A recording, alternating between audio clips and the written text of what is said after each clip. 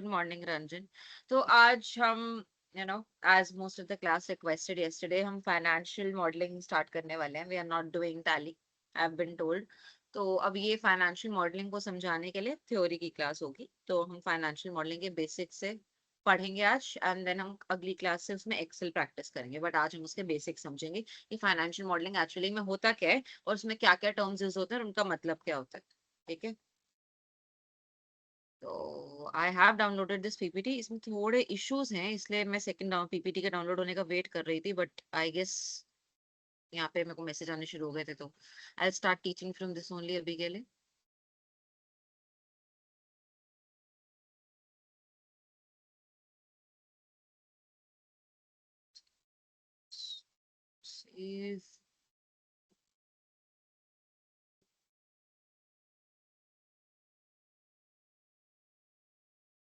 Okay.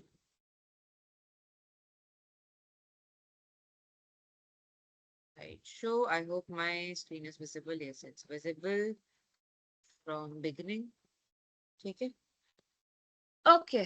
तो हमें आज पहले सीखना है कि एक्चुअल में फाइनेंशियल मॉडलिंग होता क्या है, हम फाइनेंशियल मॉडलिंग को यूज क्यों करते हैं, कौन यूज करता है और इसमें जो अलग अलग टाइप की स्टेटमेंट्स आती हैं, अलग अलग टाइप के टर्म्स आते हैं, उनको हमको समझना है. राइट. तो अगर आप अकाउंट्स के बैकग्राउंड से नहीं है तो this will be something absolutely new.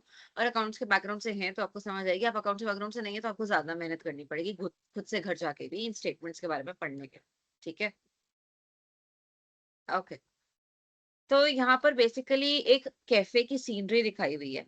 क्या सीनरी दिखाई हुई है कि अलग अलग चीजें जहां से उनको पैसे आते हैं. कल हमने एक चीज पढ़ी थी कि आपको कहाँ से रेवेन्यू आता है, आपके कहाँ पे खर्चे होते हैं, एक्सपेंसेस है ना, और आप उनको सब्ट्रैक्ट करते हैं तो आपको प्रॉफिट आता है. राइट. तो यहाँ पे ऐसी एक जो कंपनी है उसके ऐसा सीन दिखाया हुआ है कि उनको एस्प्रेसो की सेल से इतने पैसे आते हैं. कॉफी शॉप की बात करी थी कल भी. फूड आइटम्स की सेल से इतना पैसा आता है. मर्चेंडाइज माने मतलब मान लीजिए कि वो और किसी कंपनी का ऐसा कैन वगैरह बेच रही है. अगर वो नेस्कैफे का कैन वगैरह बेच रही है ना, पेपर बोर्ड का कुछ बेच रही है, ऐसा थोड़ा बहुत जो ऐसा रेडीमेड सेल है उससे उसको इतने पैसे आते हैं. राइट. अब ये उसका कॉस्ट लिखा हुआ है. कॉस्ट क्या क्या है? Cost of good sold. COGS क्या होता है? सीओजीएस होता है कॉस्ट ऑफ गुड सोल्ड. तो मतलब उसने जो जो सामान बेचा उसको बनाने के जो उसके पैसे लगे. राइट. उसने जो कॉफी बेची तो कॉफी बनाने के जो पैसे लगे. Right. Cost of good sold. यहाँ पे एग्जाम्पल में देखो क्या लिखा हुआ है. बीन्स लगती हैं कॉफी बेचने में, मिल्क लगता है. राइट. शुगर लगती है, आइसक्रीम लगती है, जो जो चीजें लगती हैं. राइट. तो या फिर एक मशीन है, मशीन की थोड़ी सी वैल्यू भी कम होती है जब तुम उससे कुछ बनाते हो, है ना, थोड़ा थोड़ा सा सामान बनाओगे इसकी वैल्यू कम होती जाएगी. राइट. तो कॉस्ट ऑफ गुड्स सोल्ड मतलब जो सामान हमने बेचा उसको बनाने के लिए जो हमारी कॉस्ट लगे उसको कॉस्ट ऑफ गुड्स सोल्ड किया. ठीक है. सीओजीएस की फुल फॉर्म को याद रखना, कॉस्ट ऑफ गुड्स सोल्ड. ठीक है. आगे क्या लिखा हुआ है? लेबर कॉस्ट और फिर लिखा है रेंट एंड यूटिलिटीज. राइट. तो रेवेन्यू क्या क्या है कंपनी का और कहाँ कहाँ उसके पैसे कट रहे हैं उसके बारे में बात होती है तो आपको एक नेट प्रॉफिट का एस्टिमेशन हो जाता है. बट फाइनेंशियल मॉडलिंग क्या होता है? फाइनेंशियल मॉडलिंग एक तो यही होता है, दो टाइप, मतलब इट्स एक प्रेजेंट का एनालिसिस करना. पहला काम ये होता है फाइनेंशियल मॉडलिंग का, जैसे यहाँ पे प्रेजेंट का एनालिसिस हो रखा है कि आज की डेट में क्या रेवेन्यू स्ट्रीम है, कहाँ कहाँ से पैसे आ रहे हैं, कहाँ कहाँ पैसे जा रहे हैं. और एक होता है फ्यूचर प्रिडिक्ट करना इस रेवेन्यू एनालिसिस के थ्रू. अच्छा जी, हमें फ्यूचर क्यों प्रेडिक्ट करना है?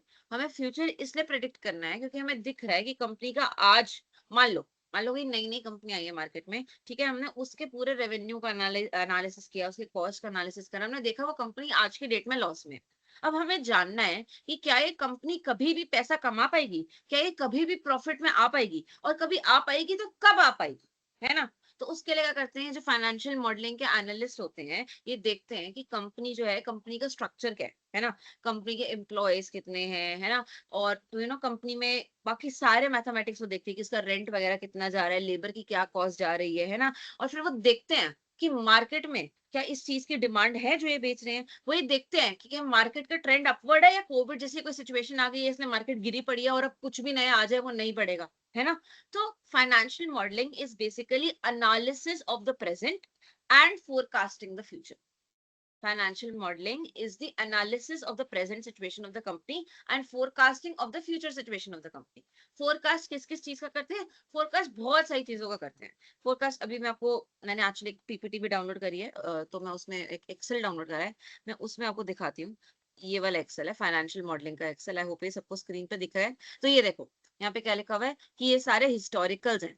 3 साल के इन्होंने यहाँ पे हिस्टोरिकल्स दे रखे हैं 5 साल की आप यहाँ पे फ्यूचर की प्रिडिक्शन करोगे उनके बेसिस पे, है ना। ये हम आज करेंगे नहीं, ये मैं आपको जस्ट दिखाने के लिए लाई हूँ कि ऐसा होता है। ठीक है, तो ये देखो 3 साल से हिस्टोरिकल्स दे रखे हैं और हर चीज का 5 साल का फ्यूचर का प्रिडिक्शन होगा। ठीक है, ये देखो 3 साल के हिस्टोरिकल्स, ये सारे एसेट्स हैं, है ना, ये लाइबिलिटीज है। कल हमने एसेट्स और लाइबिलिटीज पढ़ा था आई थिंक, है ना। तो ये उनके सारा फ्यूचर का प्रिडिक्शन होगा। तो सिर्फ हम प्रॉफिट का प्रिडिक्शन नहीं करते हैं, हम हर चीज का प्रिडिक्शन करते हैं, राइट। हम प्रेजेंट, हमें प्रेजेंट सिचुएशन दे रखी है इन सब में, ये प्रेजेंट सिचुएशन है 3 साल की, तो इनका एनालिसिस करेंगे, समझेंगे इनका ट्रेंड क्या है ना। समझेंगे कि एक साल 5% ग्रोथ हुई, अगले अगले साल 7%, अगले साल 8%। तो हम देखेंगे कि किस वजह से इतनी ग्रोथ आ रही है, मार्केट में क्या ट्रेंड चल रहे हैं, है ना। मार्केट में जो ट्रेंड चल रहा है, क्या ये कंपनी उसको फॉलो कर रही है या उसके अगेंस्ट कुछ बना रही है। तो हर चीज के एनालिसिस के बेसिस पे हम बताएंगे कि कंपनी ग्रो करेगी या कंपनी गिरेगी, तो हमें इस कंपनी के साथ आज की डेट में क्या करना चाहिए जिससे ये ग्रो करे, है ना।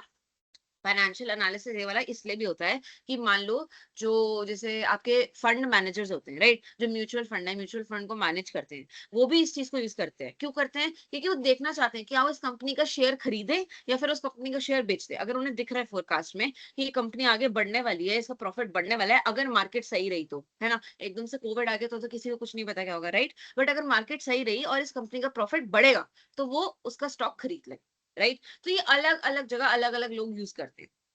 इन्वेस्टमेंट बैंकिंग में भी हो सकता है। इन्वेस्टमेंट बैंकिंग में क्या होता है, अब एक कंपनी को अगर दूसरी कंपनी को खरीदना है तो वो देखना चाहती है कि इस कंपनी की आज की जो भी हालत है फ्यूचर में कैसी होगी, है ना। वो इस चीज को एनालाइज करते हैं, वो इस चीज को फ्यूचर फोरकास्ट करते हैं, राइट। तो अलग अलग जगह में इस चीज का यूज है, इसी को फाइनेंशियल मॉडलिंग कहते हैं। बेसिक ये है, यहाँ पे हमने बहुत सारी अलग अलग चीजों के फाइनेंशियल मॉडलिंग है। आप बहुत सारे टर्म्स भी हैं जो आपको दिख रहे होंगे। आप में से अकाउंट्स में से कितने लोग हैं यहाँ पे, क्योंकि यहाँ पे बहुत सारा अकाउंट्स समझाना पड़ेगा। क्या आप लोगों को अकाउंट्स आता है या आप किसी और बैकग्राउंड के हैं? अब मैं terms like working capital, current asset, current liability, discounted cash flows, depreciation, ये सब टर्म्स हैं। अब आपको कितना आता है मेरे को नहीं पता है, प्लीज मुझे एक बार बताएंगे आप लोग। जो भी मैं कह रहा था क्लास स्टार्ट करने को, आप लोग कौन से बैकग्राउंड से हैं? क्या आपको अकाउंट्स का बेसिक्स आता है? चैट में लिख देंगे। अकाउंट्स का बेसिक्स आता है तो यस लिख देंगे, नहीं आता है तो नो लिख देंगे।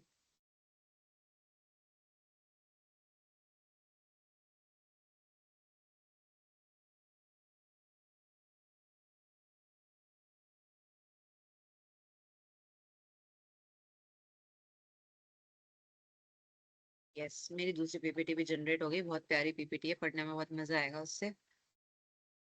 मैं इसी का वेट कर रही थी। हाँ, अकाउंट्स भी नहीं आता है, दिक्कत है यार थोड़ा। फिर तो मैं कैसे समझाऊंगी फाइनेंशियल मॉडलिंग।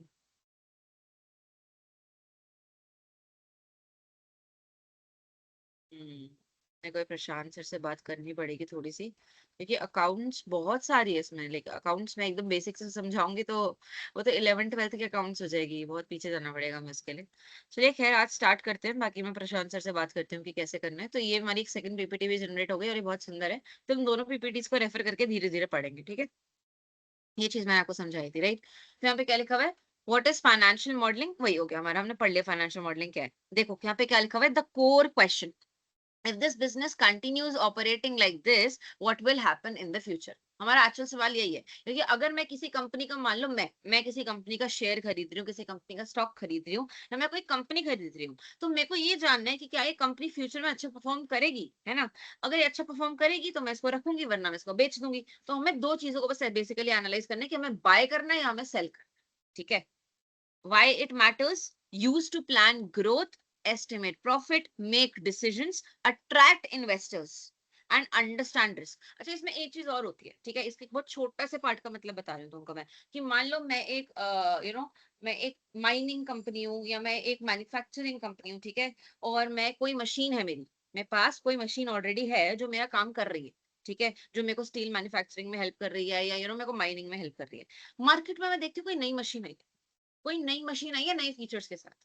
अब मेरे दिमाग में आएगा कि ये जो मशीन है, जो मैं 3 4 साल से चला रही हूँ, क्या मैं इसको चलने दूं क्योंकि अभी 3 4 साल और चल जाएगी, या मैं वो नई मशीन खरीद लूं क्योंकि उससे मेरे को फायदा होगा क्योंकि वो अच्छा काम करती है। तो अब इसमें भी आपका फाइनेंशियल एनालिसिस आता है कि आप देखते हो कि जो एग्जिस्टिंग मशीन है, अगर आप उससे काम कराते रहोगे तो आपको कितना प्रॉफिट जनरेट होगा। अगर आप नई मशीन ले आते हो तो पहले तो आपके पैसे लगेंगे, बट आप पुरानी वाली बेच दोगे उसके लिए तो पैसे कम हो जाएंगे। तो क्या उससे ज्यादा फायदा होगा या इससे ज्यादा फायदा होगा? समझ रहे हो? तो ऐसे प्रपोजल्स को इवैल्यूएट करने के लिए भी फाइनेंशियल मॉडलिंग यूज होता है कि क्या मैं नई मशीन खरीदूं जब मेरी एग्जिस्टिंग मशीन अभी भी चल रही है? क्या मेरे को कोई फायदा होगा एंड में, या मैं कुछ साल बाद खरीदूं तो जाके फायदा होगा? राइट? फाइनेंशियल मॉडलिंग के बहुत सारे यूजेस हैं, but to simply put it, it is to predict the future. कि कोई चीज अगर हम करना चाहते हैं, कोई चीज हम खरीदना चाहते हैं, कोई चीज हम बेचना चाहते हैं, तो उससे क्या हमें फायदा होगा, ऐसे। ठीक है, ओके। मैं दूसरी पीपीटी चेक कर लूँ, वहां पे अगर ये चीज बेटर समझाई हुई है तो हम वहां से पढ़ लेंगे।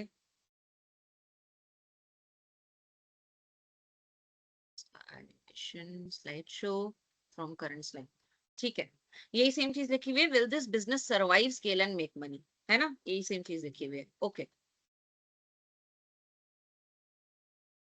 ओके, यहाँ पे देखो वही चीज लिखी हुई है कि फाइनेंशियल मॉडलिंग जो होता है उसमें हम क्या करते हैं, उसमें हम हिस्टोरिकल डेटा जो हमको दिया होता है, जैसे कि अभी हमने देखा था कि हिस्टोरिकल डेटा दिए हुए थे 3 साल के, उससे हम अपना लॉजिक लगाते हैं, कुछ अजम्पशंस लेते हैं। ये हर चीज हमको एग्जैक्टली 100% तो नहीं पता ना, तो कुछ चीजें हम अज्यूम करते हैं कि ये चीजें आप अज्यूम करके चलो कि मार्केट ठीक चलेगी, है ना, बैंक जो है वो इतना रेट ऑफ इंटरेस्ट देते रहेंगे, है ना। थोड़ी बहुत अजम्पशंस जिनके बारे में हम आगे पढ़ेंगे कि क्या क्या अजम्पशंस रखनी है, उनको रख के हम अपना फ्यूचर प्रेडिक्ट करते हैं। बहुत बेसिक असम्पशंस होती है।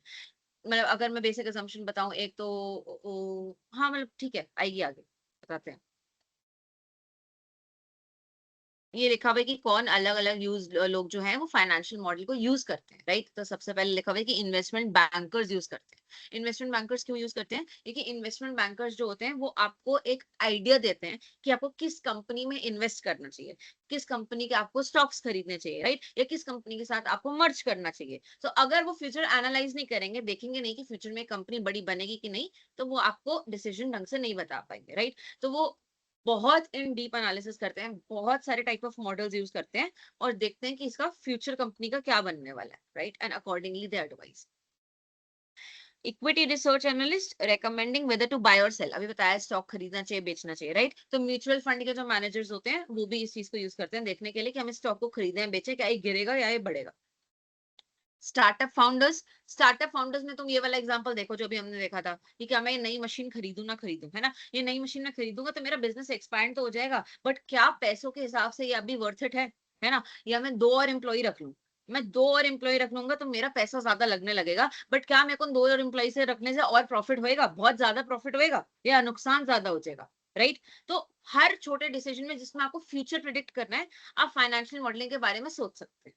ठीक है, budgeting और consulting analyst helping big companies optimise their daily operations and strategy, right? तो मैं वही कह रही हूँ कि जब वो फ्यूचर प्रेडिक्ट करेंगे और वो देखेंगे कि फ्यूचर में लॉस हो रहा है, तो वो कुछ आपको रिकमेंडेशंस भी देंगे कि अगर आप ये फॉलो करेंगे तो आपको लॉस नहीं होगा, या लॉस कम हो सकता है, लॉस होने से बच सकता है, राइट? तो अगर वो आपको ऐसा एनालिसिस देंगे और आप उसको इंप्लीमेंट करेंगे तो आपके डेली ऑपरेशंस डेली स्ट्रेटजी में भी चेंजेस आएंगे एंड इवेंचुअली आपको प्रॉफिट हो जाए। ओके, तो अब ये हमारी 3 टाइप की फाइनेंशियल स्टेटमेंट्स हैं। अब दिक्कत ये है कि फाइनेंशियल स्टेटमेंट्स के बारे में आपको पता नहीं होगा, बट ठीक है, आई ट्राई एक्सप्लेनिंग। तो इनकम स्टेटमेंट, बैलेंस शीट और कैश फ्लो स्टेटमेंट होती है। तो आई होप इनके बारे में इंडिविजुअली आगे लिखा है, नहीं लिखा है क्या? हम्म, ठीक है, मैं गूगल से समझाती हूँ, इन्होंने भी शॉर्ट में दे दिया। ओके, सबसे पहले हमारी आती है इनकम स्टेटमेंट। इनकम स्टेटमेंट क्या होता है? बेसिकली इनकम स्टेटमेंट मतलब आपकी कंपनी का profit and loss account, right? Profit and loss account इनको कंपनी का कैसे बनता है वो हम देखने वाले हैं यहाँ पे। प्रॉफिट एंड लॉस अकाउंट देखो आप यहाँ पे दिख रहा होगा, इसको जूम इन करते हैं। प्रॉफिट एंड लॉस अकाउंट में क्या होता है बेसिकली कि 2 साइड्स होती हैं टेबल की। अब डेबिट क्रेडिट समझाऊंगा आपको। डेबिट क्रेडिट का आइडिया है क्या? एक अकाउंट्स में डेबिट और क्रेडिट का कंसेप्ट होता है, वरना हम डायरेक्ट ही देख लेते हैं, रुको। यहाँ पे ऐसे आया ना ऊपर से, ठीक है, ओके। यहाँ पे देखो प्रॉफिट एंड लॉस स्टेटमेंट है कंपनी की, right? Profit and loss statement है, तो उसमें क्या कर रखा है इन्होंने, ध्यान से देखेंगे। सबसे पहले इन्होंने कहाँ से पैसे आए हुए हैं वो लिखा। सबसे पहले इन्होंने नेट सेल्स लिखी है कि हमें कहाँ से पैसे आए हैं, ठीक है। फिर उसके बाद इन्होंने लिखा है कॉस्ट ऑफ सेल्स, जैसे भी अपने पीछे पड़ता है ना, cost of good sold. Cost of good sold और कॉस्ट ऑफ सेल्स एक ही बात है कि आपने जो सामान बेचा उसके क्या पैसे आपके कटे, राइट? जो आपने सामान बेचा उसको बेचने के लिए आपने जो मटेरियल लगा उसमें क्या पैसे लगे, राइट? तो उसके बाद आप इन दोनों को माइनस करेंगे तो आपकी ग्रोस इनकम आ जाएगी। इसको हम ग्रोस क्यों कहते हैं? बिकॉज इसमें से सिर्फ हमने वो खर्चे हटाए हैं जो सेल के खर्चे, इसलिए इसको ग्रॉस कहते हैं। अभी बहुत सारे खर्चे और हटाने हैं। अभी सिर्फ हमने सबसे मोटा खर्चा हटाया है, सेल का। तो जब सिर्फ हम सेल का खर्चा हटाते हैं कि सेल करने में कितना खर्चा हुआ, उसको हम ग्रॉस इनकम कहते हैं। अब इसके बाद आप देखें बहुत सारे और खर्चे, जैसे ग्रॉस इनकम एक्चुअली क्या होता है, फैक्ट्री वाला खर्चा होता है, राइट। अब ये सारे आप ये वाले जो आप देखेंगे ना, ये सारे एक्सपेंस, ये आपके फैक्ट्री के खर्चे नहीं है, ये आपके ऑफिस के खर्चे हैं, अगर आप इनको ध्यान से देखेंगे तो ग्रॉस इनकम तब आती है जब आपने फैक्ट्री की इनकम बताई, जो कि है सेल्स की, आइटम्स प्रोड्यूस होना और सेल होना, और अपने फैक्ट्री के खर्चे बताए, राइट। जैसे मान लो अगर मैं एक फैक्ट्री है, राइट, तो मेरी फैक्ट्री की इनकम मैंने बता दी, राइट, एंड देन मेरे फैक्ट्री के खर्चे क्या हुए, मेरे फैक्ट्री के खर्चे हुए कि जो फैक्ट्री में मेरे वर्कर काम करते हैं, है ना, मैंने उनकी सैलरी दे दी, राइट, और फिर जो मेरे गुड्स प्रोड्यूस हुए फैक्ट्री में, तो उनके जो भी कॉस्ट लगा, वो सारे मेरे फैक्ट्री के खर्चे हैं, राइट। मेरा दूध लगा, मेरे बीन्स लगे, अगर मैं कॉफी बना रही हूँ तो मेरी शुगर लगी, मेरी आइसक्रीम लगी, राइट। तो जो फैक्ट्री के खर्चे होते हैं, जब आप उनको माइनस करते हैं तो आपको ग्रोस इनकम मिल जाती है। इसके बाद हम सारे ऑफिस के खर्चे माइनस करेंगे, क्योंकि अगर एक कंपनी है तो उसका एक फैक्ट्री है, एक गोडाउन है, और साथ में एक मेन ऑफिस भी तो होगा, क्योंकि मेन ऑफिस ही तो लोगों से डील करेगा। क्या फैक्ट्री के लोग आके लोगों को सामान बेचेंगे? नहीं ना। तो अलग होते हैं ऑफिस के खर्चे, अलग होते हैं फैक्ट्री के खर्चे। तो जब आप अपनी सेल्स में से फैक्ट्री के खर्चों को माइनस करते हैं, तो आपकी income produce, gross income produce होती है। देन उसके बाद आप जो है ऑफिस के खर्चे माइनस करना शुरू करेंगे, जिनके बारे में हम पढ़ने वाले हैं। यहाँ पे पढ़े क्या लिखा हुआ है, sales commission, salaries expense, rent, utility. तो ये सारे हमारे ऑफिस के खर्चे, राइट। ऑफिस का फर्नीचर होता है, ऑफिस के फर्नीचर का खर्चा माइनस करेंगे, है ना। ऑफिस में जो लोग काम करते हैं उनकी सैलरीज को माइनस करेंगे, रेंट को माइनस करेंगे ऑफिस का, एडवर्टाइजिंग के खर्चों को माइनस करेंगे। क्या फैक्ट्री वाले बैठ के एडवर्टाइज करते? नहीं करते ना। फैक्ट यहाँ पे हमारे ऑफिस वाले करते हैं, राइट। तो क्या करेंगे, फिर से समझेंगे इस चीज को। सबसे पहले हम लिखेंगे सेल्स, फिर उसमें से हम माइनस करेंगे cost of good sold. Cost of sales या कॉस्ट ऑफ गुड सोल्ड, ये हमारा फैक्ट्री का खर्चा है। तो हमने फैक्ट्री का खर्चा जब इनकम में से माइनस करा, तो हमारी आ गई ग्रोस इनकम, ठीक है। उसके बाद हमने जाके ऑफिस के खर्चे माइनस करने शुरू करे, कि ऑफिस का जो फर्नीचर है उसका खर्चा माइनस कर दिया हमने, फर्नीचर खरीदा, ठीक है। ऑफिस में अगर लोग काम कर रहे हैं तो उनकी सैलरीज हमने माइनस कर दी, ऑफिस का हमने रेंट माइनस कर दिया। तो ये सारे जब हम ऑफिस के खर्चे माइनस करते हैं, ये देखो एडमिनिस्ट्रेटिव कॉस्ट भी लिखा हुआ है, राइट। तो हमने सारे ऑफिस के खर्चे माइनस करे, तो हमारे यहाँ पे ऑपरेटिंग इनकम आ गई, अदर इनकम एंड एक्सपेंसेस। वैसे यहाँ तक इतना ही पढ़ना बहुत है तुम्हारे लिए, ठीक है। ऑपरेटिंग इनकम तक पढ़ना तुम्हारे लिए बहुत है। तुमको बेसिकली यही समझना है कि एक कंपनी है, पहले हम उसके फैक्ट्री के एक्सपेंसेस माइनस करेंगे तो हमारी ग्रॉस इनकम आ जाएंगी। फिर उसके बाद हम ऑफिस के एक्सपेंसेस माइनस करेंगे तो हमारी ऑपरेटिंग इनकम या स्लैश नेट इनकम आ जाएगी, ठीक है। ग्रॉस और नेट आप लोगों ने पढ़ा होगा, राइट। तो अपने दिमाग में ब्रॉड ब्रॉड बस इतना ही रखें इनकम स्टेटमेंट के लिए, कि सबसे पहले आप लिखते हैं कितनी हमारी सेल हुई है, कितने से पैसे आए हैं, फिर उसके बाद कॉस्ट ऑफ सेल्स से cost of goods sold minus करते हैं, जो कि है फैक्ट्री के एक्सपेंसेस। उसके बाद आप ऑफिस के एक्सपेंसेस माइनस करते हैं, कि अगर ऑफिस में कोई काम करता है तो उसकी सैलरी, ऑफिस का रेंट, एडवर्टाइजिंग के पैसे, राइट, एंड ऑफिस की सप्लाईज के पैसे। ऑफिस में छोटा मोटा सामान सप्लाईज तो पड़ी होती है ना, पेन पेपर पड़ा होगा, है ना, उसके बाद प्रिंट, उसके बाद बहुत सारे, ऐसा कॉफी मशीन लगी होगी हो सकता है एक।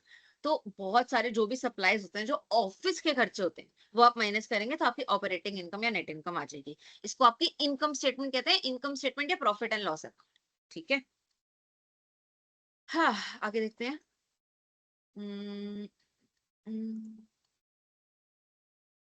राइट, इसके बाद हमारी है बैलेंस शीट और है हमारा कैश फ्लो स्टेटमेंट, ठीक है। Balance sheet is basically a statement of assets and liabilities. even किसी को प्रॉफिट एंड लॉस स्टेटमेंट में कोई डाउट है तो मुझसे पूछेंगे।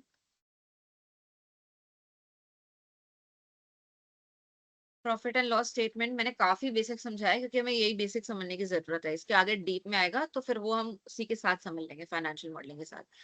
बट क्या किसी को भी डाउट है जितना मैंने प्रॉफिट एंड लॉस स्टेटमेंट बताया उसमें?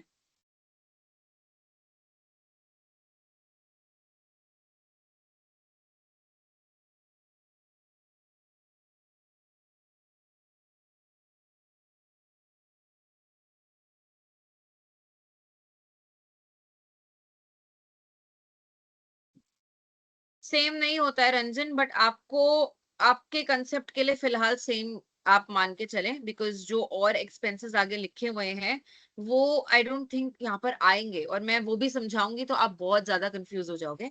तो अभी आप मान के चलो कि वो सेम है, ठीक है। अगर आगे मेरे को मॉडल में दिखा कि ऐसे और डेप्थ दिया हुआ है तो मैं समझा दूंगी, बट अभी आप मान के चलो सेम है, अभी जरूरत नहीं है। एक सेकंड, एक चीज चेक करना है मेरे को।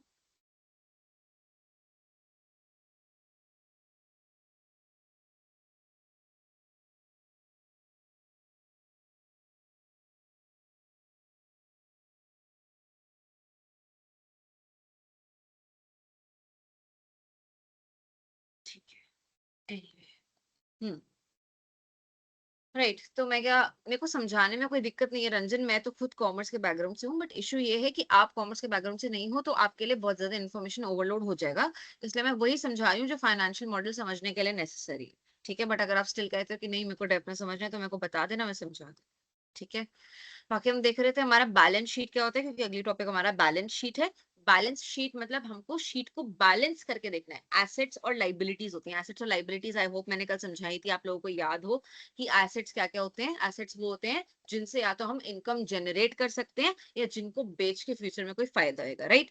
तो ये लैपटॉप है, लैपटॉप मेरे लिए एसेट है क्योंकि मैं इससे इनकम जनरेट कर रही हूँ, राइट। बट मैं अपनी चेयर बेच दूं, मैं अपना टेबल बेच दूं, इसको बेच के भी मेरे को फायदा होगा, राइट। तो ये सारे हमारे एसेट्स हैं जिनको बेचकर हमको फायदा हो सकता है, राइट। आपकी इन्वेंट्री भी आपका एसेट होती है, जो आपका स्टॉक है वो भी आपका एसेट होता है क्योंकि उसको बेच के भी आपको फायदा होता है, राइट। तो जिससे कैश जनरेट हो रहा है बेसिकली उसको हम एसेट कहते हैं। और लाइबिलिटीज भी हमने पढ़ते हैं। लाइबिलिटीज बेसिकली जो हम पे कर्ज होता है, कि किसी का बैंक लोन हम पे कर्ज हुआ, क्रेडिट कार्ड का बिल हमारा कर्ज हुआ, राइट, या हमें अपने सप्लायर को पेमेंट करनी है, हमारा बिल्स पेबल कहते हैं उसको, बिल्स पेबल, जो बिल्स हमको पे करने हैं, बिल्स पेबल, वो हमारा कर्ज हुआ, राइट। तो एक बार बैलेंस शीट का भी फॉर्मेट देख लेते हैं।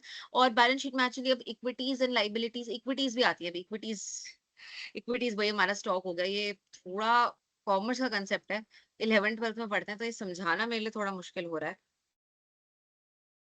हम देखते हैं, आइए बैलेंस शीट भी देखते हैं, राइट। तो बैलेंस शीट हमारी ऐसे चलती है कि एक तरफ हमारे एसेट्स आते हैं, तो यहाँ पे एक उल्टी क्यों बनी हुई है हमारी, पहले लाइबिलिटीज आती हैं फिर एसेट्स आते हैं ना। कौन सी बैलेंस शीट दिखाऊं मैं आप लोगों को, यस, ये बैलेंस शीट है कंपनी की। आई होप ये क्लियरली दिख जाए आप लोगों को बस। Yes, this is the balance sheet of a company. ठीक है। तो balance sheet of a company में यहाँ पे क्या लिखा हुआ है, बहुत चीज, एक चीज बहुत ध्यान से समझेंगे आप, मैं आपको बताती हूँ। एक जो कंपनी होती है, एक जो कंपनी होती है, कंपनी को यूजुअली कहते हैं कि कंपनी एक आर्टिफिशियल पर्सन होता है। कंपनी एक एक्चुअल इंसान नहीं होती है, राइट। अच्छा, कंपनी का ओनर कौन है? क्या कंपनी, जैसे कैसे समझाऊं मैं आपको, कंपनी और उसके जो ओनर होते हैं वो टू सेपरेट एंटिटीज माने जाते हैं। ठीक है। अगर मैं नॉर्मल, मैं घर पे बैठ के अपना स्टार्टअप कर रही हूँ, तो मैं और मेरा बिजनेस एक ही चीज है, मैं और मेरा बिजनेस एक ही चीज है। बट कंपनी में क्या कहते हैं, कंपनी में कहते हैं कि कंपनी अलग इंसान है। मैंने बताया कंपनी का आर्टिफिशियल पर्सन है, तो कंपनी अलग इंसान है और उसका ओनर अलग इंसान है।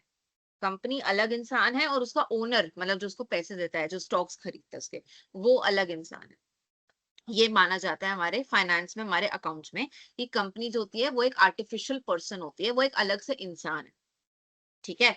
तो क्या हो गया, अब कंपनी ने मान लो किसी से पैसे लिए, कंपनी ने किसी से पैसे लिए ताकि वो अपना काम धंधा चला सके।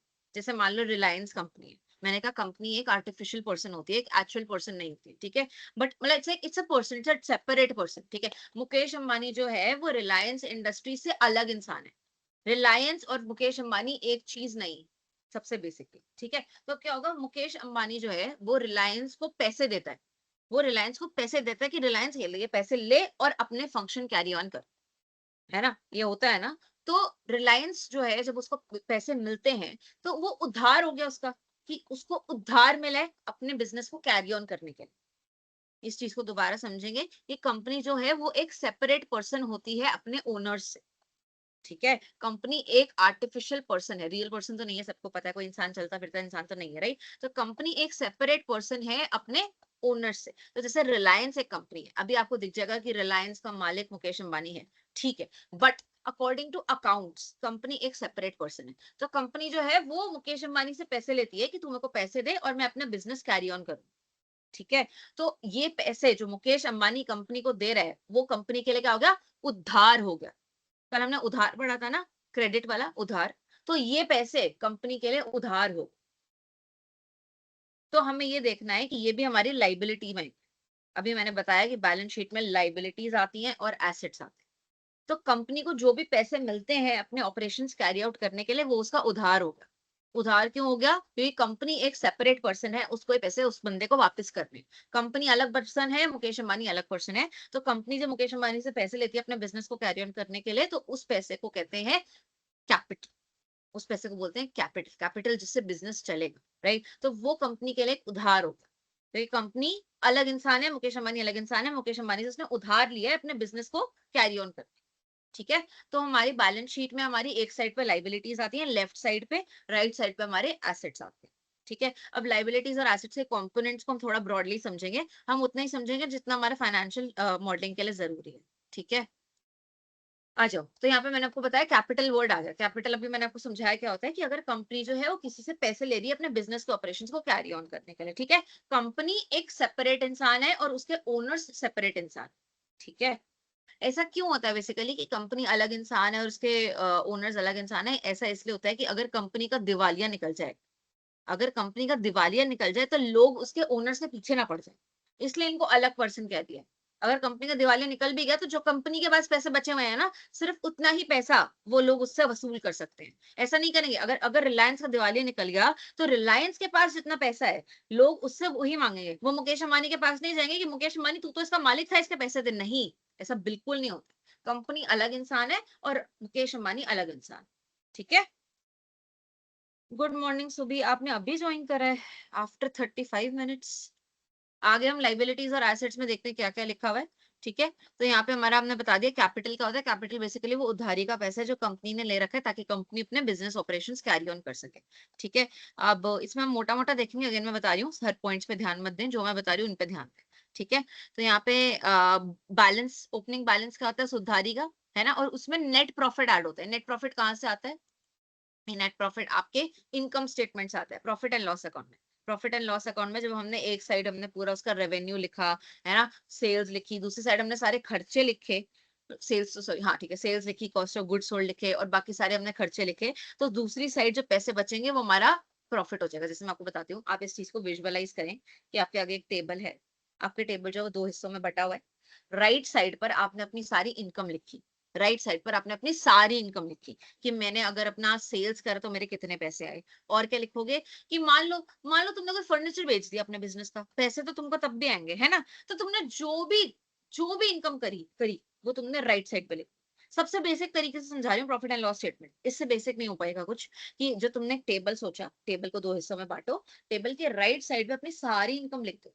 कुछ भी बेच के पैसे आए हैं सब वहां पे लिख दो। लेफ्ट साइड में सारे खर्चे लिख दो, जो भी खर्चा हुआ है बिजनेस में। बिजनेस में पर्सनल खर्चा नहीं, कि भाई साहब मेरे घर में कोई बीमार पड़ गया था मैं पैसे निकाल के ले गया, इसमें नहीं लिखना। इसमें टेबल में राइट साइड में सारे बिजनेस की इनकम्स और लेफ्ट साइड में सारे बिजनेस के खर्चे लिखने। तो इससे क्या होगा? मेरी पूरी इनकम यहाँ पे आएगी, मैं इनकम का टोटल करूंगी 1 लाख रुपए, मेरे सारे खर्चों का टोटल मैं करूंगी 70,000 रुपए। तो इसके नीचे मैं लिखूंगी, फिर नीचे इसके नीचे क्या लिखूंगी? Net profit. नेट प्रॉफिट फिर इनका डिफरेंस होगा जो हो गया 30,000। एक और बार समझेंगे। Profit and loss statement is basically a table जिसमें राइट साइड में आप सारे अपने इनकम्स लिखते हैं, कुछ भी टाइप का इनकम हो आपके बिजनेस में। ठीक है? ग्रॉस और नेट को तुम समझ सकते हो, but this is the more easy way, और ये से आई थिंक इतना ही यूज में आएगा। हाँ, राइट साइड में सारे आपके जो इनकम्स हैं, कुछ भी बिजनेस में करने से जो इनकम हुआ है ना, अगर आपने कोई सेल करी है उससे इनकम हुआ है, आपने अपना फर्नीचर बेच दिया उससे इनकम हुआ, आपने कोई अपनी पुरानी मशीनरी बेच दी उससे इनकम हुआ, है ना? तो जो भी इनकम हुआ, आपने मान लो पैसे बैंक में लगा रखे थे, बिजनेस के पैसे आपने बैंक में एफडी में लगा रखे थे, उससे इंटरेस्ट आया। तो जो भी इनकम हुई है उसको आप राइट साइड में रिकॉर्ड करेंगे। लेफ्ट साइड में आप सारे खर्चे रिकॉर्ड करेंगे, इनकम का टोटल करेंगे, खर्चों का टोटल करेंगे, और जो डिफरेंस होगा उसको खर्चों के नीचे ही लिख देंगे, क्योंकि हमें राइट साइड और लेफ्ट साइड को हमेशा बैलेंस करना है। हमें हमेशा राइट साइड और लेफ्ट साइड का टोटल इक्वल करना होता है। ऐसे हो गया। अब जैसे यहाँ पे इनकम लिखी मैंने, या मैंने नीचे लिख दिया टोटल 1 लाख। ठीक है? मैंने यहाँ खर्चे लिखे, टोटल आया 70,000, तो मैं यहीं पर नीचे लिख दूंगी नेट इनकम, नेट प्रॉफिट 30,000, और फिर टोटल इसका भी 1 लाख हो जाए। तो मैं राइट साइड और लेफ्ट साइड का एंड में टोटल सेम कर, this is a profit and loss statement. और बैलेंस शीट में भी ऐसे होता है कि राइट साइड और लेफ्ट साइड का टोटल सेम होना चाहिए। ठीक है? अब हम यहाँ पे क्या देख रहे थे? हम बैलेंस शीट का फॉर्मेट देख रहे थे। Yes, this is the balance sheet format. तो इसमें यहाँ पर हमारा लाइबिलिटी है बेसिकली। अब लाइबिलिटी तुमको मैंने समझाया कि बिजनेस के ऊपर कोई भी जो कर्ज होता है, ठीक है, अब उन्होंने इसको अलग अलग हेडर्स में डिवाइड कर रखा है, बट मैंने तुमको समझा दिया। कैपिटल में क्या आता है? कैपिटल में आता है जो तुमको उधारी मिली हुई है अपने ओनर से, उधारी मिली हुई है अपने ओनर से। ठीक है, वो कैपिटल में आता है। फिर लॉन्ग टर्म लाइबिलिटीज आ गई, करंट मतलब शॉर्ट टर्म, राइट। ये लंबी लाइबिलिटी है, 1 साल से ऊपर वाली, 1 साल से ज्यादा लंबी लाइबिलिटी, ठीक है। यहाँ लोन का एग्जांपल हो गया। शॉर्ट टर्म लाइबिलिटी हो गई, शॉर्ट टर्म लाइबिलिटी मतलब 1 साल से छोटी वाली लाइबिलिटी, राइट। बैंक ओवरड्राफ्ट जैसे हो गया, बैंक ओवरड्राफ्ट आई होप आपको पता है क्या होता है। तो यहाँ पे आउटस्टैंडिंग एक्सपेंसेस, मान लो कि मेरे को 31 तारीख को रेंट देना होता है, मैं 5 तारीख को दे रही हूँ, तो वो मेरी शॉर्ट टर्म लाइबिलिटी हो गई, है ना। थोड़े टाइम के लिए वो मेरा कर्जा हो गया क्योंकि मैंने उसको टाइम पे पेमेंट नहीं करी, या फिर मैंने अपनी सैलरीज को 1 हफ्ता लेट पे करा, तो वो थोड़े टाइम के लिए, वो 1 हफ्ते के लिए मेरा कर्ज बन गया। तो यहाँ सारे हमारे लाइबिलिटी, सारे हमारे कर्ज आ जाते हैं अलोंग विद कैपिटल। कैपिटल क्या होता है? जो बिजनेस अपने ओनर से पैसा लेता है उधार पे, ताकि वो अपने बिजनेस को कैरी ऑन कर सके। एसेट्स हो गए दूसरी साइड। एसेट्स बेसिकली जिसको बेच के आप पैसा कमा सकते हैं। कल हमने इनके एग्जांपल्स भी पढ़े थे, हमने पढ़ा था गुडविल का, आई होप सबको याद हो। जैसे हल्दीराम है, या जो ब्रिटानिया है, या जो आपका बालाजी है, इनका जो नाम है, जो इनकी शोहरत है, उसको गुडविल कहते हैं। ठीक है। तो गुडविल यहाँ पे बैलेंस शीट पे क्यों लिखी हुई है आप लोग पूछ सकते हो। तो जब गुडविल को खरीद के लाते हैं तो बैलेंस शीट में लिख देते हैं। आई डोंट थिंक इसका भी कंसेप्ट आएगा, बट अगर मैं गुडविल को खरीद के ला रही हूँ किसी बिजनेस की, अगर मैं ब्रिटानिया की गुडविल को खरीद के ला रही हूँ कि ब्रिटानिया की नाम और शोहरत मेरे पास आ जाए, राइट, तो वो हमारा एसेट में आ जाता है। वो कब होगा? वो कब होगा जब ब्रिटानिया अपने नाम के साथ मेरे को ट्रांसफर कर देगा। मान लो ब्रिटानिया अपना सारा सामान दे दे मेरे को, कि ब्रिटानिया कहता है मैं बिजनेस बंद कर रहा हूँ, तो मेरे सारा सामान ले ले, ये ले, ये भी ले ले, ये भी ले ले, ये भी ले ले, ठीक है। पर मैं ब्रिटानिया क्या कहती हूँ, तू एक काम कर, तू अपना बिजनेस बंद मत कर, तू मेरे को अपना business as it is hand over कर दे। मेरे को तेरा सिर्फ सामान नहीं चाहिए, मेरे को तेरा नाम भी चाहिए। तेरा नाम मिलेगा तो मैं बहुत अच्छा बिजनेस कर पाऊंगी, है ना। तो गुडविल उसको कहते हैं जब बंदा अपनी शोहरत भी साथ में ही बेच देता है, ठीक है। अब मान लो कि तुम जाते हो, मान लो बहुत रैंडम एग्जांपल, तुम अपनी कोई बहुत ही फेमस दुकान पे जाते हो, बहुत फेमस कोई साड़ी की दुकान है, बहुत फेमस कोई भटूरे, छोले भटूरों की दुकान है, तुम वहां पे जाते हो, ठीक है। तो वहां तुम इसलिए खाते हो क्योंकि वो बहुत फेमस है, तुम बहुत टाइम से खा रहे हो, ठीक है। अब क्या होता है, एक दिन उस बंदे की तबीयत बहुत खराब हो जाती है, तो वो किसी और को अपना बिजनेस बेच देता है। तो जिसको वो बिजनेस बेचता है उसको वो कहता है कि ये ले, ये दुकान है, ये दुकान का नाम है, एज इट इज तू आके बैठ जाना कल से, मैं तेरे को बेच रहा हूँ। तो अब क्या हुआ, उस बिजनेस का नाम वही रहा। आपको आज भी लग रहा है कि ये वही दुकान है, वही बंदा है, बट एक्चुअली में अंदर बंदा बदल गया, राइट। तो इसको गुडविल कहते हैं, जब आप पूरे बिजनेस को उसके नाम और शोहरत के साथ बेच देते हैं। सिर्फ उसने बिजनेस का सामान नहीं बेचा कि ये ले तू आटा ले, है ना, ये ले तू छोले भटूरे बनाने का वो ले, मशीन ले, स्ट्रक्चर ले, ये सब ले, फॉर्मूला ले, नहीं, उसने बिजनेस को उसके नाम के साथ बेच दिया, उसको गुडविल कहते हैं, ठीक है। अब यहाँ अलग अलग टाइप के एसेट लिखे हुए हैं, land, building, plant and machinery, है ना। अब आपको यहाँ पे दो टर्म दिख रहे होंगे, फिक्स्ड और करंट एसेट्स। तो फिक्स्ड और करंट एसेट्स में बेसिकली यही फर्क है, जैसे जो current liability long term liability में था, करंट जो होता है वो 1 साल से कम का होता है, राइट। तो जो चीजें, जैसे अगर मेरे बिजनेस का स्टॉक है, तो वो 1 साल या 1 साल से कम में बिक जाएगा, 1 साल या 1 साल से कम में बिक जाएगा, तो हम उसको अपने करंट एसेट्स में डालते हैं, इन्वेंट्री को, क्लोजिंग स्टॉक, है ना। तो जो चीज 1 साल या 1 साल से कम में चली जाएगी, रवाना हो जाएगी, वो करंट एसेट है। जो लंबे टाइम के लिए है बिजनेस में, जैसे लैंड है, बिल्डिंग है, मशीनरी है, फर्नीचर है, तो वो हमारा फिक्स्ड एसेट। करंट एसेट्स में और क्या एग्जांपल लिखे हुए हैं, accrued income, prepaid expense. Prepaid expense मतलब मान लो कि मैंने अगले 1 साल का, अगले 1 साल का फोन का रिचार्ज पहले करा, तो मेरा अभी वो तो एसेट हो गया ना, क्योंकि अगले 1 साल तक मेरे को पेमेंट नहीं करनी पड़ेगी, वो मेरा फायदा हो गया, एसेट हो गया। एसेट, एसेट आप समझ रहे हो ना, कि जिसको बेच के आपको इनकम आ सकती है, या फिर जो आपको इनकम जनरेट करने में हेल्प करता है। तो जिस चीज से भी आपका फायदा होता है कि अब आपको आगे खर्चा नहीं करना पड़े, वो आपका एसेट है। तो अब प्रीपेड एक्सपेंस एक ही तरीके का एसेट है, कि मैंने अगले 1 साल का खर्चा पहले ही कर दिया, राइट। तो अब अगले 1 साल के लिए वो मेरा एसेट है, क्योंकि मेरे को अगले 1 साल तक उसका हमने बेनिफिट नहीं उठाया, है ना। फ्यूचर इकोनॉमिक बेनिफिट हमने टर्म पढ़ा था, अगले 1 साल तक मैं इसका बेनिफिट उठाती रहूंगी, उठाती रहूंगी, उठाती रहूंगी। तो वो मेरा आज की डेट में एक एसेट है, जिसका जिसका बेनिफिट मैं उठाती रहूंगी, उठाती रहूंगी, उठाती रहूंगी, उठाती रहूंगी। जैसे मान लो अर्बन क्लैप है, ठीक है, अर्बन क्लैप है, मान लो मेरा बॉयफ्रेंड है, उसने मेरे को कहा ये ले, ये कूपन है, इससे तू अगले 12 महीने तक अर्बन क्लैप जितनी मर्जी बार यूज कर सकती है। तो वो कूपन मेरे लिए एक एसेट हो गया, क्योंकि उसका मैं फ्यूचर में बेनिफिट लेती रहूंगी, लेती रहूंगी, लेती रहूंगी, लेती, राइट। बट करंट एसेट, क्योंकि वो 1 साल या 1 साल से कम, ठीक है। किसी को बैलेंस शीट में डाउट है तो मुझसे पूछेंगे। मैं बहुत कोशिश कर रही हूँ बेसिक से समझाने की, बट ये चीज एक्चुअली 11th 12th में समझाई जाती है, तो मेरे लिए भी थोड़ा मुश्किल है इसको समझाना। डाउट है तो पूछो। कोई दिक्कत नहीं है मेरे को। उतना ही मैं पढ़ा रही हूँ जितना इम्पोर्टेंट है तुम्हारे फाइनेंशियल मॉडलिंग के लिए, तो उसमें डाउट है तो पूछो।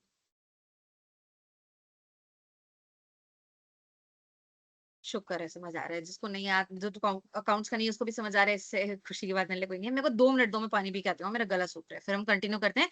लास्ट स्टेटमेंट है, हम उसको पढ़ेंगे, कैश फ्लो स्टेटमेंट होती है, ठीक है? बस पानी पी के आ रही हूँ।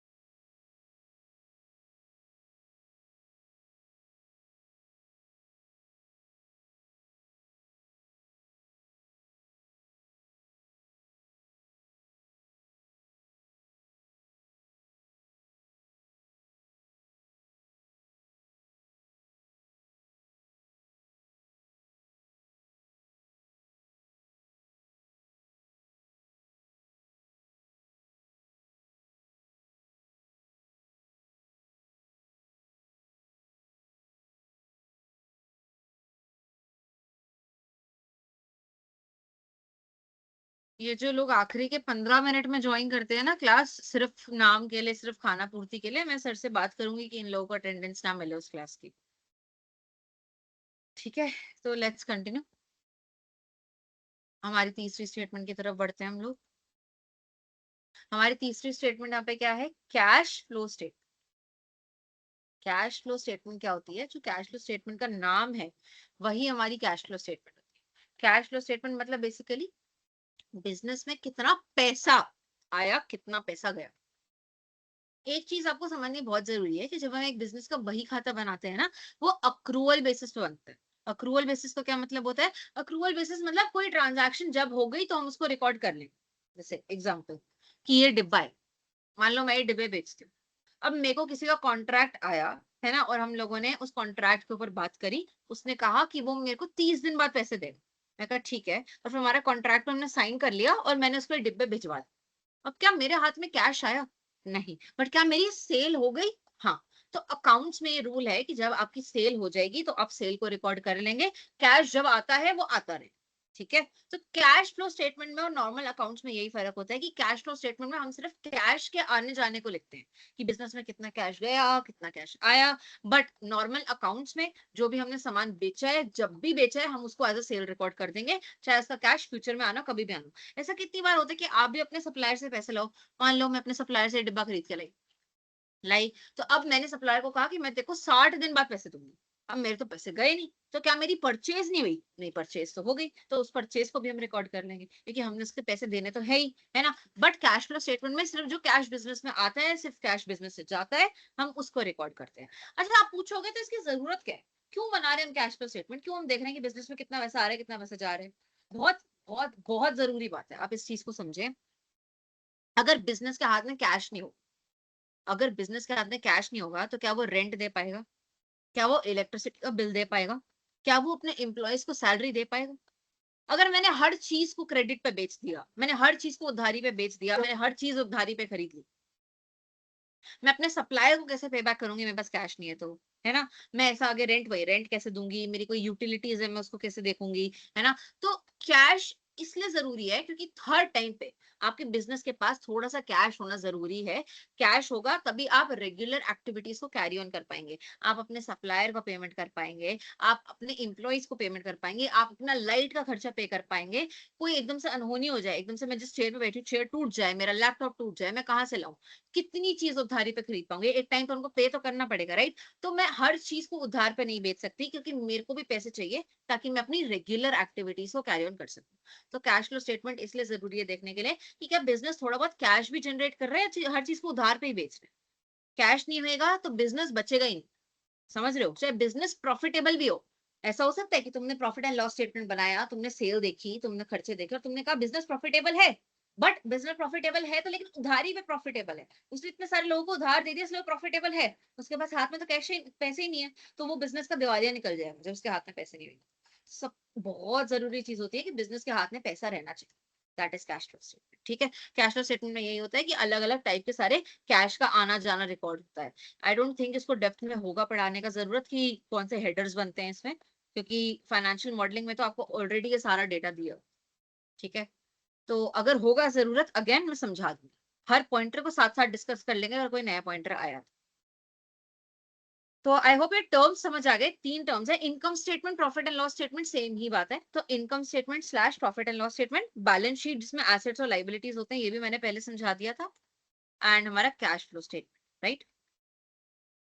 ओके, अब यहाँ पे आ गया हमारा रेवेन्यू, वेरिएबल कॉस्ट और fix cost. Okay, revenue, revenue का मतलब हमने समझा था, रेवेन्यू मतलब total money earn from selling our products. यहाँ पे एक्चुअली एक कॉफी शॉप की ही बात हो रही है, इसलिए उन्होंने कॉफी शॉप का प्रोडक्ट बताया है कि उस कॉफी शॉप की कॉफी है और उस कॉफी शॉप की ऐप भी है जिसके थ्रू वो कॉफी बेचते हैं, राइट, जिसके थ्रू वो नए नए अपडेट्स देता है कि ये नई कॉफी आई है मार्केट में, या हमारे पास ये नई कॉफी आई है, हमारे पास ये नई मर्चेंडाइज आई है, या हमारे पास ये नए टाइप का खाना आया है कॉफी के साथ, राइट।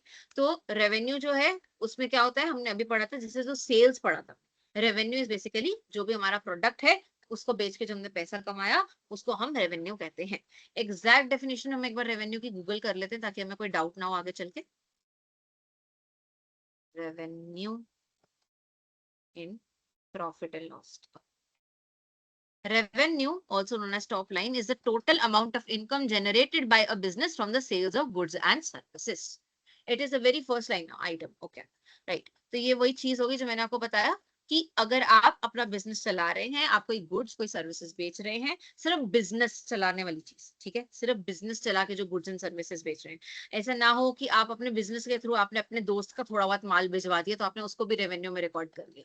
नहीं, जो आपके बिजनेस है, जो आपके बिजनेस के कोर ऑपरेशंस है, एक चीज और समझो, एक चीज और समझो, हो सकता है कि आपका बिजनेस हो कॉफी का और आपने क्या करा, आपने किसी को थोड़ा बहुत लोन भी दे दिया। मेरा बिजनेस है कॉफी का बट मैंने किसी को थोड़ा बहुत लोन दे दिया तो वो लोन पे इंटरेस्ट मिल रहा है, वो आपका रेवेन्यू नहीं है। रेवेन्यू मतलब आपके जो कोर ऑपरेशंस हैं उनसे जो आप पैसे कमा रहे हो, जो अपने कोर ऑपरेशंस में गुड्स एंड सर्विसेज को बेच के पैसा कमा रहे हो, उसको हम रेवेन्यू। ठीक है, कोई छोटा मोटा साइड में काम कर रहे हो कि आपने आपने अपनी मशीन बेच दी, कोई मशीन बेच दी उससे पैसा आ गया, कि आपका काम मशीन बेचने का है? नहीं, मेरा काम तो कॉफी बेचने का है, मशीन पुरानी थी तो मैंने बेच दी। तो वो रेवेन्यू नहीं है। रेवेन्यू वही है जो आपके कोर बिजनेस ऑपरेशंस, अगर आप कॉफी बेचते हैं, कॉफी की ऐप को बेचते हैं, कॉफी के साथ आप खाना बेचते हैं, इससे जो पैसे आएंगे उसको रेवेन्यू कहते हैं। ठीक है, अब इसके बाद हमारे दो टाइप के खर्चे आ गए रेवेन्यू के बाद, फिक्स्ड खर्चे और वेरिएबल खर्चे। फिक्स्ड खर्चे क्या होता है? फिक्स्ड खर्चे बेसिकली वो होते हैं जब आपका अगर रेवेन्यू जीरो भी है तब भी वो लगे। ऐसे कौन से खर्चे हैं जो अगर मेरा रेवेन्यू जीरो भी होता लगेंगे? मैं इस घर में रह रही हूँ या मैं इस ऑफिस में रह रही हूँ, ऑफिस का रेंट जाएगा ही जाएगा। क्या मेरे को लैंडलॉर्ड कहेगा कि आपकी इस महीने सेल नहीं हुई, छोड़ो मत दो रेंट, अगले महीने दे देना? नहीं, मैंने ऑफिस ले रखा है तो ऑफिस का रेंट जाएगा ही जाएगा। ऑफिस के अंदर जितनी मर्जी है, फैक्ट्री फैक्ट्री की बात करो, फैक्ट्री के अंदर जितने भी गुड्स प्रोड्यूस हो या ना भी हो, फैक्ट्री का रेंट जाएगा ही जाएगा। ठीक है, सबसे पहली चीज ये हो। दूसरी चीज ये, फैक्ट्री के जो वर्कर्स हैं वो तो आप दिहाड़ी पे ले आते है ना, जितना ज्यादा काम उतने ज्यादा वर्कर ले। बट क्या आप ऑफिस के वर्कर्स को दिहाड़ी पे ला सकते हो? उनको तो आपको परमानेंटली रखना पड़ता है, राइट, चाहे आप दो ही लोग रखो, है ना, कि ये दो लोग जो है मेरे पूरा ऑफिस का काम, मेरी सारी फाइनेंशियल स्टेटमेंट्स बनाएंगे, हर चीज को मैनेज करेंगे। तो जितने भी हो, एक हो, दो हो, तीन हो, चार हो, ऑफिस के लोग की सैलरी फिक्स होती है। अगर आपका एक महीना फैक्ट्री नहीं चला, आप एक महीना वेकेशन पे चले गए, राइट, तो रेंट भी जाएगा तब भी, और उन ऑफिस वाले लोगों की सैलरी भी जाएगी, क्योंकि ऑफिस वाले लोग दिहाड़ी पे नहीं आते हैं, वो परमानेंटली एक कॉन्ट्रैक्ट के थ्रू आपके पास रहते हैं, राइट। तो फिक्स्ड कॉस्ट में ये भी आएगा, क्योंकि फिक्स्ड कॉस्ट का मतलब ये है कि अगर हमारा इनकम जीरो भी है, अगर हमारा रेवेन्यू जीरो भी है, रेवेन्यू जीरो क्यों है? क्योंकि हमने प्रोडक्शन नहीं करी, तब भी हमारे कौन कौन से खर्चे होंगे। ठीक है, यहाँ पे भी एग्जाम्पल अगेन थोड़े कम लिखे हुए हैं तो हम एक बार गूगल से इसके एग्जाम्पल पढ़ लेंगे, फिक्स्ड और वेरिएबल कॉस्ट के, मैं उनको और अच्छे से समझा दूंगी। Fixed versus variable costs, examples, ये देखो, रेंट, बोला था ना रेंट, टैक्स, क्या गवर्नमेंट टैक्स लेने से मना कर देगी? कहेगी आपका इस महीने फैक्ट्री नहीं चला, आप हमें टैक्स मत दो। प्रॉपर्टी के ऊपर जो टैक्स है वो तो आपका जाएगा ही, as simple as that. Insurance की प्रीमियम, इंश्योरेंस की प्रीमियम क्या होता है बेसिकली, अगर हमारी फैक्ट्री है, हमारी फैक्ट्री में एकदम से आग लग के सब डिस्ट्रॉय ना हो जाए, इसलिए मैं अपनी फैक्ट्री का इंश्योरेंस करा के रखती हूँ कि कोई भी अनहोनी हो जाएगी तो फैक्ट्री जो है वो मेरे को पैसे दे देगी। बट फैक्ट्री को पैसे देने के लिए, और सॉरी, इंश्योरेंस कंपनी मेरे को पैसे दे देगी, बट इंश्योरेंस कंपनी को पैसे देने के लिए आपको पहले इंश्योरेंस कंपनी के प्रीमियम भरने पड़ते हैं। आई होप ये आइडिया हो आपको कि आप इंश्योरेंस कंपनी को रेगुलरली एक प्रीमियम देते हो, थोड़ा बहुत अमाउंट, जिससे आपकी फैक्ट्री इंश्योर हो जाती है। अब कोई अनहोनी सिचुएशन आ जाए, फैक्ट्री वगैरह में आग वगैरह लग जाए, कुछ मिसहैप ऐसा हो जाए, किसी लेबरर को हाथ वगैरह कट जाए, कुछ ऐसा दिक्कत हो जाए, तो इंश्योरेंस कंपनी आपको पैसे दे देती है उस चीज के। बट बट इंश्योरेंस कंपनी आपको पैसे दे, उससे पहले आपको रेगुलरली थोड़ा बहुत अमाउंट इंश्योरेंस कंपनी को देना पड़ेगा, और वो आपको देना ही पड़ेगा इररिस्पेक्टिव ऑफ आपकी फैक्ट्री में कोई गुड्स प्रोड्यूस हुए हैं कि नहीं, राइट। तो फिक्स एक्सपेंसेस का आपको एक आइडिया लग रहा होगा, फिक्स कॉस्ट का, कि इररिस्पेक्टिव ऑफ द फैक्ट कि आपकी फैक्ट्री में कोई गुड प्रोड्यूस हो रहा है कि नहीं, आपको फैक्ट्री का रेंट देना पड़ेगा, आपको ऑफिस के लोगों की सैलरी देनी पड़ेगी, आपको फैक्ट्री की इंश्योरेंस के पैसे भी देने पड़ेंगे, जो आपने थोड़ा बहुत अमाउंट फिक्स कर रखा है, आपको वो पैसे देने पड़ेंगे, राइट। देखो, परमानेंट स्टाफ सैलरीज जो मैं बता रही थी, एकदम वही आ गया। ओके, अब डेप्रीसिएशन एक नया वर्ड है। डेप्रीसिएशन एक नया वर्ड है जो हम समझेंगे। डेप्रीसिएशन इज बेसिकली लाइक जो भी हमारी मशीनरी पड़ी है, जो भी हमारा इक्विपमेंट पड़ा है, उसकी वैल्यू कम होना। इसका क्या मतलब है? जैसे मेरी मम्मी एक चीज बहुत कहती है, क्या कहती है, कि जो जूते होते हैं ना, वो पड़े पड़े खराब हो जाते हैं। जो जूते होते हैं, मेरी मम्मी कहती है, वो पहन के खराब नहीं होते हैं, वो जितना टाइम पड़े रहते हैं ना, वो पड़े पड़े खराब हो जाते हैं। तो डेप्रिसिएशन भी एक वैसी ही चीज है कि अगर आपके कोई इक्विपमेंट पड़ी है, कोई मशीनरी पड़ी है, और आप उसको यूज करें ना करें, उस पर जंग वगैरह तो लगती जाएगी, राइट। उसके जो पार्ट्स हैं वो पुराने होते जाएंगे, राइट। तो जब वो पार्ट्स पुराने होते हैं, उस पर जंग लगती है, तो उसकी वैल्यू कम होती है ना। तो जब आप गुड्स प्रोड्यूस करेंगे, तो मैं समझ रही हूँ कि मशीन की वैल्यू गिरेगी। जैसे गाड़ी की बात करूं, है ना, गाड़ी पड़े पड़े भी तो पुरानी होती है, राइट। तो 15 साल की लिमिट भी तो होती है गाड़ी पे। क्या वो कहते हैं कि इतना किलोमीटर चला लिया तो हम आपको और गाड़ी नहीं चलाने देंगे? वो टाइम का लिमिट रखते हैं, क्योंकि उन्हें पता है कि 15 साल बाद गाड़ी बहुत ज्यादा पोल्यूशन करने लगेगी। तो ये कुछ चीजें टाइम से देखी जाती है, राइट। तो डेप्रिसिएशन में ये होता है कि फैक्ट्री की जो मशीनें हैं, वो पड़ी पड़ी पुरानी हो रही हैं, उनमें जंग लग रहा है, तो उनकी जो है पड़े पड़े ही वैल्यू कम हो रही है। तो इसको भी हम एक फिक्स्ड एक्सपेंस मानेंगे, क्योंकि आप गुड्स प्रोड्यूस करें ना करें, समय निकल रहा है, समय निकल रहा है, तो मशीन की वैल्यू कम हो रही है। ठीक है, अब ये सारी फिक्स्ड कॉस्ट हो गई। On the other hand, variable cost क्या है? जो टाइम, जो उसके साथ, प्रोडक्शन के साथ वेरी करेंगे। कौन से ऐसे कॉस्ट है जो प्रोडक्शन के साथ वेरी करेंगे? अब अगर मैं कॉफी बना रही हूँ तो मेरे को दूध चाहिए। अब मैंने एक कॉफी बनाई तो मेरे को एक कॉफी का दूध चाहिए, मैंने 5 कॉफी बनाई, मेरे को 5 कॉफी का दूध चाहिए। ऐसा तो नहीं है कि एक अमाउंट ऑफ दूध फिक्स है कि 2 लीटर दूध तो आएगा ही भाई। ऐसा कुछ नहीं। 10 कॉफी बनी, 10 कॉफी का दूध चाहिए, राइट। और दिहाड़ी वाले लोग, जैसे मैंने बताया, लेबरर्स, जितना ज्यादा हमें कॉन्ट्रैक्ट मिल गया उतने ज्यादा हम लेबरर हायर कर लेंगे, क्योंकि लेबरर तो हम रोज रोज के या हफ्ते हफ्ते के हायर करते हैं। तो वेरिएबल कॉस्ट वो होती है जो प्रोडक्शन के साथ साथ वेरी करती है। जितना ज्यादा प्रोडक्शन बढ़ेगा, उतना ज्यादा वेरिएबल कॉस्ट लगेगा। इसका भी एग्जाम्पल पढ़ लेते हैं, क्या क्या है यहाँ पे देखो। डायरेक्ट लेबर और पीस रेट वेजेस, जितने ज्यादा वो पीसेस प्रोड्यूस करेंगे, उतने ज्यादा उनको पैसे मिलेंगे। वेरिएबल कॉस्ट, राइट, प्रोडक्शन के साथ डायरेक्टली वेरी करना। रॉ मटेरियल एंड इन्वेंटरी, ये चीज मैंने भी बताई थी, रॉ मटेरियल, कि अगर मेरा कॉफी प्रोड्यूस करने में मिल्क जा रहा है, बीन्स जा रही हैं, है ना, खाना बनाने में मेरा जो भी सामान जा रहा है, तो जितना ज्यादा सामान प्रोड्यूस होगा, उतना ज्यादा मेरा रॉ मटेरियल जाएगा। तो ये वेरिएबल कॉस्ट हो गई, राइट, उतना ज्यादा मेरा रॉ मटेरियल पे खर्चा होगा। ठीक है। यहाँ पे सेल्स कमीशन भी एक एग्जांपल आ गया, जो आप समझ सकते हैं कि आपको पता होगा कि जब जो लोग सेल्स की जॉब में जाते हैं, तो उनकी एक फिक्स्ड सैलरी तो होती ही है, जो आपकी फिक्स्ड कॉस्ट में आ जाएगी, बट उनकी एक वेरिएबल सैलरी भी होती है, उनका एक इंसेंटिव भी होता है कि वो जितना ज्यादा और सेल करेंगे, उनको हर सेल पे कमीशन मिलेगा। तो ये भी वेरी करता है नंबर ऑफ सेल्स के हिसाब से, राइट। तो आई होप ये आइडिया लग गया आपको बेसिकली फिक्स्ड कॉस्ट और वेरिएबल कॉस्ट का, कि ये क्या होती है। एक बार हम दोबारा पीपीटी पर जाते हैं। Yes, okay, right. तो हमने वेरिएबल कॉस्ट में क्या लिखा है? Scales with sales. तो जितनी ज्यादा सेल होगी, उतना ज्यादा इन चीजों का कंजम्पशन होगा। देखो क्या लिखा हुआ है, if we sell 100 more cups, these cost go up instantly। वही कॉफी की बात हो रही है, कॉफी बीन्स का, या दूध का, या कॉफी डिलीवर करने का खर्चा, राइट। अगर हमने किसी के घर कॉफी डिलीवर करनी है, तो जितने ज्यादा ऑर्डर्स आएंगे, उतने ज्यादा डिलीवरी की कॉस्ट लगेगी, राइट। तो ये भी वेरिएबल कॉस्ट हो गई। फिक्स कॉस्ट, जैसे यहाँ पे रेंट हो गया, या फिर स्टाफ की सैलरी हो गई, या फिर यहाँ पे वाईफाई लिखा, वाईफाई का कॉस्ट भी फिक्स्ड है, चाहे ऑफिस में तुम्हारा एक एम्प्लॉय बैठा है, 10 एम्प्लॉय बैठे हैं, है ना? कोई ऑफिस में प्रोडक्शन भी नहीं हो रहा, क्या उस महीने तुम वाईफाई बंद कर दोगे? नहीं ना। तो फिक्स्ड कॉस्ट इज लाइक जो फ्लैट रहती है, जो सेम रहती है, प्रोडक्शन चाहे 1 यूनिट हो, 1000 यूनिट हो, ना भी। ठीक है? ओके। तो यहाँ पे बेसिकली प्रॉफिट के बारे में लिखा हुआ है, जो मैंने आप लोगों को बता रखा था कि आप अपने रेवेन्यू में से, अपने टोटल सेल्स में से अपने खर्चे माइनस करते हैं। बस इन्होंने अब खर्चे को फिक्स और वेरिएबल में डिवाइड कर दिया, जो अभी हमने समझे। ठीक है? यहाँ लिखा है revenue, total sales minus variable cost minus fix cost, जो अभी हमने पढ़े। राइट? तो ये हमारा ग्रोस प्रॉफिट भी हमने पढ़ा हुआ था, क्या था?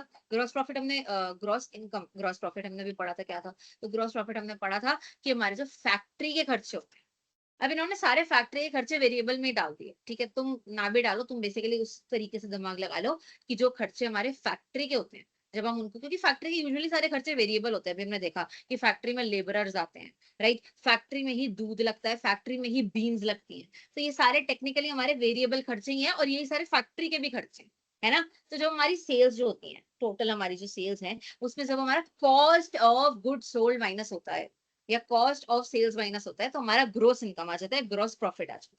राइट? तो ये हमारे खर्चे जो भी हैं फैक्ट्री के, अगर आप दिमाग लगाओ ध्यान से, तो फैक्ट्री के मोस्टली सारे खर्चे जो है, मोस्टली मोस्टली सारे खर्चे वेरिएबल खर्चे होते हैं। फैक्ट्री का रेंट वगैरह जो है वो हमारा फिक्स एक्सपेंस में चला जाएगा, बट मोस्टली फैक्ट्री खर्चे वेरिएबल खर्चे होते हैं, तो इन्होंने उसको वेरिएबल ही लिख दिया। बट आप यहाँ पे वेरिएबल लिखने की जगह आप लिख सकते हो कॉस्ट ऑफ गुड्स सोल्ड, आप वो भी लिख सकते हो, वो भी चलेगा। ठीक है? इससे हमारा ग्रॉस प्रॉफिट या ग्रॉस इनकम आ जाता है।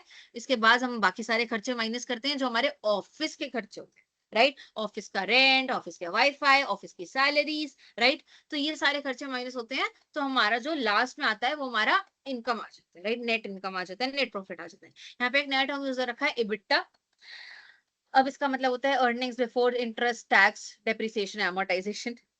काफी बड़ा टर्म है, ये मैं कल समझाऊंगी। ठीक है? बट आपको एक रफ आइडिया मिलेगा कि रेवेन्यू में से आप फिक्स्ड कॉस्ट भी माइनस करेंगे, आप वेरिएबल कॉस्ट भी माइनस करेंगे, तो आपका नेट इनकम आ जाएगा। ठीक है? ऑपरेटिंग इनकम और नेट इनकम, नेट प्रॉफिट, अभी इनको सेम ही मान लीजिए। अगर आगे मॉडल जो इनके बारे में डिफरेंशिएट करते तो हम भी डिफरेंशिएट कर लेंगे, बट अभी के लिए आप सेम मान लीजिए। ठीक है? ये बिट्टा मैं कल समझाऊंगी, ये बहुत बड़ा टर्म है। देखो भाई, in earning for interest, tax, depreciation, amortisation. ठीक है? ओके, आई थिंक हम यहाँ पे आज क्लास खत्म कर सकते हैं। काफी इंफॉर्मेशन ओवरलोड हो सकता है, 50 मिनट हमने अकाउंट्स पढ़ा है। Variable, raw to work in RIP, rest in peace. Work in progress से मेरे को पता है, वो WIP होता है, RIP क्या होता है?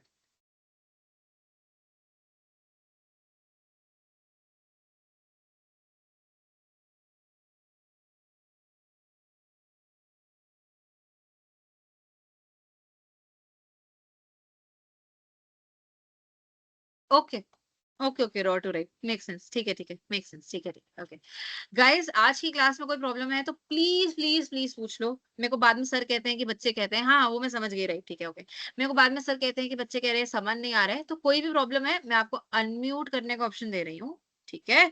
मुझे प्लीज पूछ लो। आज मैंने अकाउंट्स ही पढ़ाया है, क्योंकि फाइनेंशियल मॉडलिंग में बेसिक अकाउंट के बहुत सारे टर्म्स आते हैं, हम उसको शुरू ही नहीं कर सकते अनलेस हमको अकाउंट्स पता है। कोई भी डाउट है तो पूछ लो, किसी को भी। अनम्यूट करने का ऑप्शन है, अनम्यूट करके भी पूछ सकते हो, टाइप करके भी पूछ सकते हो, जैसे मर्जी पूछना चाहो पूछ लो।